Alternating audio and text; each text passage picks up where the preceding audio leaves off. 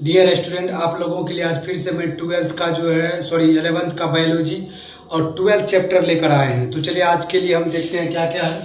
आज का टॉपिक है खनिज एवं पोषण, मतलब अध्याय 12 में खनिज एवं पोषण अध्याय 12 में खनिज एवं पोषण अध्याय 12 में खनिज एवं पोषण यानी खनिज पोषण मिनरल न्यूट्रिएंट्स, मतलब ये खनिज पोषण में हम क्या क्या पढ़ते हैं, कैसे और किसको पढ़ते हैं देखते हैं। यह अध्याय पौधों को आवश्यक खनिज तत्वों, मतलब खनिज तत्वों, उनके कार्यों तथा नाइट्रोजन चक्र के बारे में बताते हैं। मतलब क्या है, खनिज पोषण जो है वो नाइट्रोजन और उनके चक्र जो है, जो खनिज तत्वों से बना और उनके कार्य के तत्वों को, मतलब यह अध्याय पौधों को आवश्यक खनिज तत्वों, उनके कार्यों तथा नाइट्रोजन चक्र के बारे में जो अध्ययन करते हैं वो खनिज पोषण के अंतर्गत आता है। अब हम देखेंगे आवश्यक खनिज तत्व क्या है। जो खनिज तत्व के लिए आवश्यक है, एसेंशियल एलिमेंट्स है, उसको देखेंगे। वे तत्व जो पौधों की सामान्य वृद्धि और जीवन चक्र पूरा करने के लिए जरूरी होते हैं, आवश्यक तत्व कहलाते हैं। देखेंगे नेक्स्ट टॉपिक है कि पौधों का मुख्य आवश्यक तत्व क्या क्या है। Carbon, hydrogen, oxygen, nitrogen, phosphorus, calcium, स्केरियम, मैग्नीशियम, फ्लोरीन, ये आदि जो है CHONPKSCAMG, ये सभी के सिंबल यानी संकेत एलिमेंट्स नेम जो है, ये सभी मुख्य पौधों का आवश्यक क्या है, तत्व है, एलिमेंट्स है। उसके बाद है माइक्रो न्यूट्रिएंट्स के अंतर्गत क्या क्या आते हैं, जिनकी आवश्यकता बहुत कम मात्रा में होती है।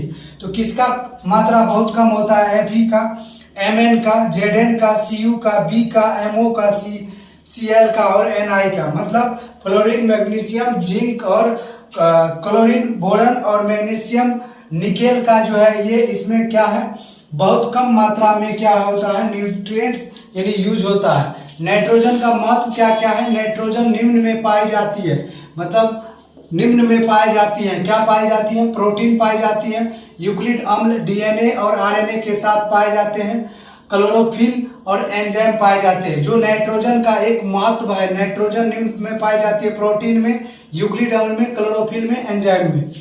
नेक्स्ट देखेंगे कि नाइट्रोजन चक्र जो है, ये साइकिल्स जो है क्या क्या आते हैं, नाइट्रोजन साइकिल्स के अंतर्गत आते क्या क्या है। वायुमंडलीय NO2 अमोनिया, नाइट्रोजन और नाइट्रेट पौधे आते हैं। वायुमंडलीय N2 अमोनिया और नाइट्रेट पौधे आते हैं। इसका मुख्य प्रक्रिया क्या है कि नाइट्रोजन स्थिरीकरण होता है, जो N2 को उपयोगी रूप में बदलना कहलाता है। कौन चीज, N2 को उपयोगी रूप में बदलना नाइट्रोजन का स्थिरीकरण कहलाता है। अमोनीकरण क्या है, अमोनीकरण कार्बनिक पदार्थ से अमोनिया बनाना,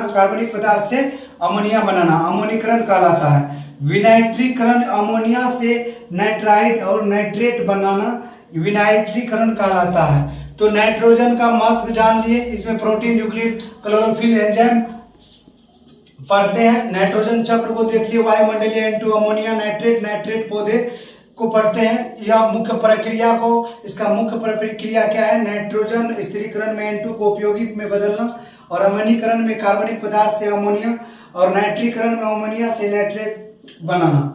ये सब को देख लिए। उसके बाद आवश्यक खनिज तत्व देख लिए।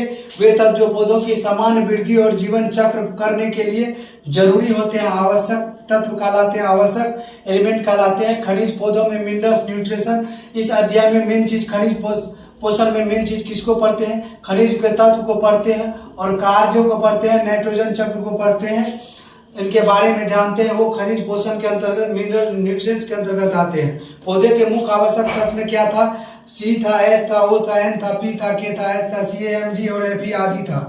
माइक्रोन्यूट्रिएंट्स के अंतर्गत क्या आता था, जिनकी आवश्यक बहुत कम होती थी, उसमें Fe था, Mn था, Zn था, Cu था, B था, Mo था, Cl और Ni था। आज का क्लास कैसा लगा कमेंट में जरूर बताइएगा।